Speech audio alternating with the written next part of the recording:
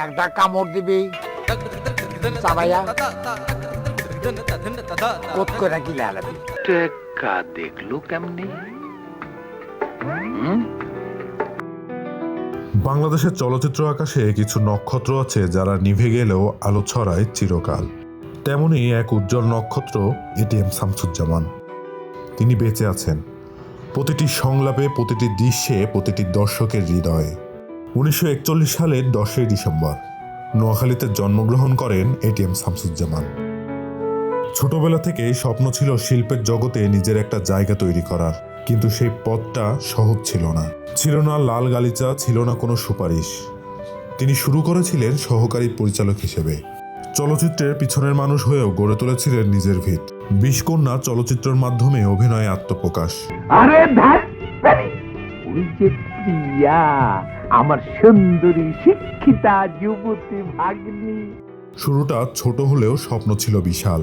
প্রথম দিকে তিনি অভিনয় করেছিলেন খলনায়ক চরিত্রে। তার চোখের দৃষ্টি, সংলাপ বলার ভঙ্গি দর্শককে কাঁপিয়ে দিত। সে ঢুকতে পেকে সব ঝরে যাচ্ছে আর আমাকে জায়গাচ্ছে না। কিন্তু সময়ের সাথে সাথে বদলে গেলেন তিনি।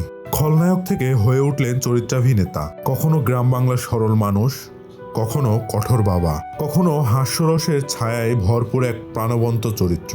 দীর্ঘ অভিনয় জীবনে প্রায় শতাধিক চলচ্চিত্রে অভিনয় করেছেন তিনি। বাংলাদেশের জাতীয় চলচ্চিত্র পুরস্কার পেয়েছেন একাধিকবার। শুধু পুরস্কার নয়, তিনি জিতেছিলেন মানুষের হৃদয়। সহকর্মীরা বলতেন, এটিএম ভাই সেটে থাকলে পরিবেশটাই বদলে যেত। তিনি ছিলেন সবার প্রিয় এটিএম ভাই। জীবনের শেষ সময়টা ছিল কঠিন। অসুস্থতা তাকে কাবু করেছিল, তবুও মনোবল হারাননি কখনোই।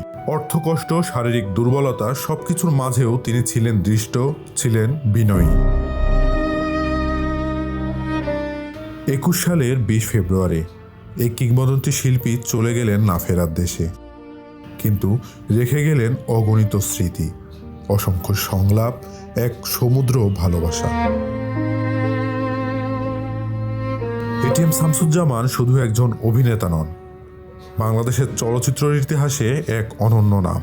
শ্রদ্ধা ভরে স্মরণ করি এই মহান শিল্পীকে। আপনি যদি তার অভিনয়ে ভালোবেসে থাকেন, তবে কমেন্টে লিখুন শ্রদ্ধা ও ভালোবাসা এটিএম ভাই।